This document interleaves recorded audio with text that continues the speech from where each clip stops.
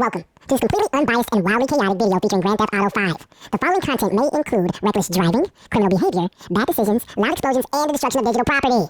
During these videos, I may also talk about pop culture, internet nonsense, celebrities, movies, games, and people in the chat. Any jokes, sarcasm, exaggerations, or insults directed at public figures, fictional characters, corporations, trends, or anything else are clearly comedic commentary and opinion, and are not statements of fact nor representations of my real-life views or beliefs. This video is purely entertainment.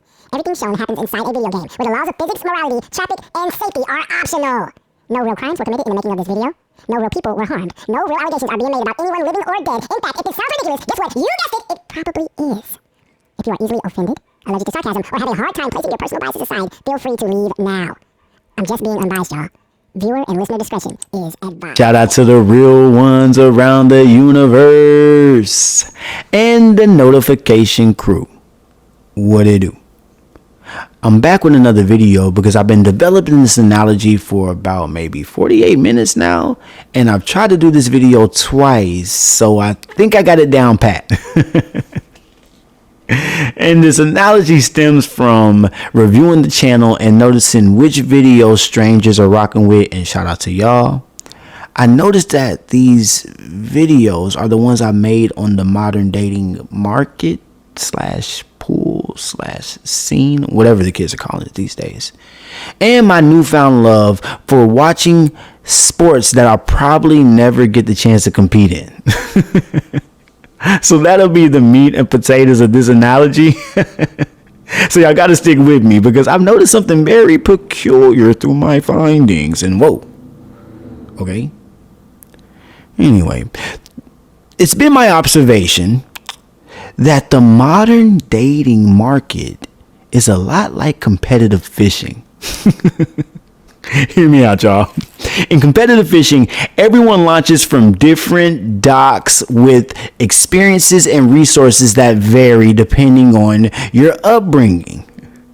So you're going to have people out there in canoes competing against people with yachts and tugboats, all right? It's going to be madness.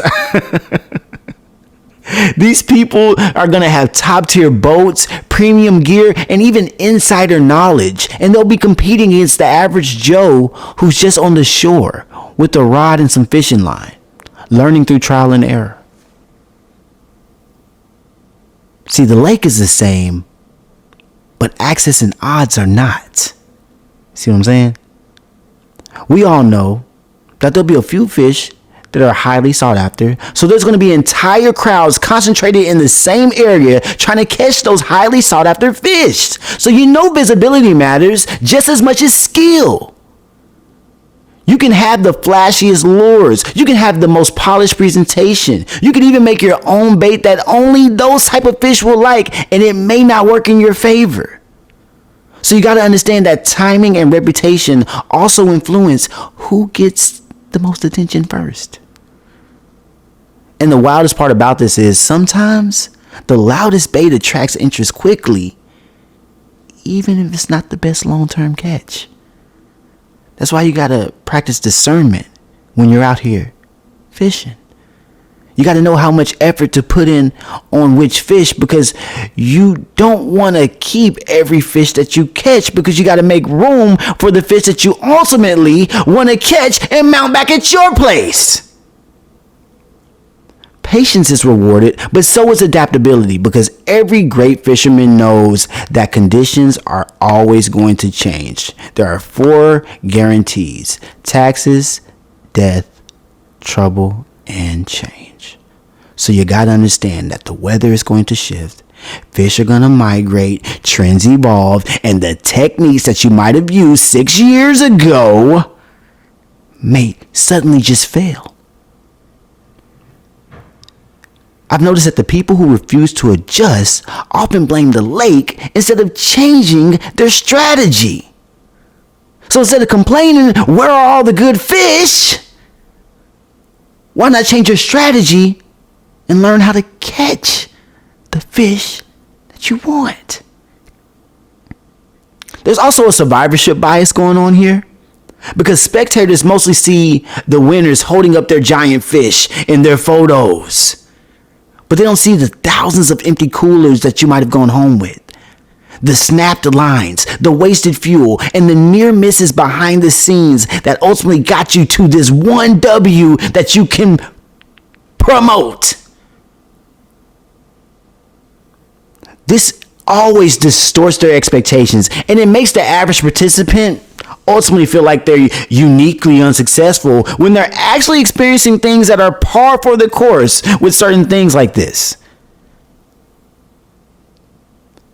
We got to understand that some competitors, they do it for the trophies, and that's respectable. Some do it for food because they got to eat. Some do it for the love of the game.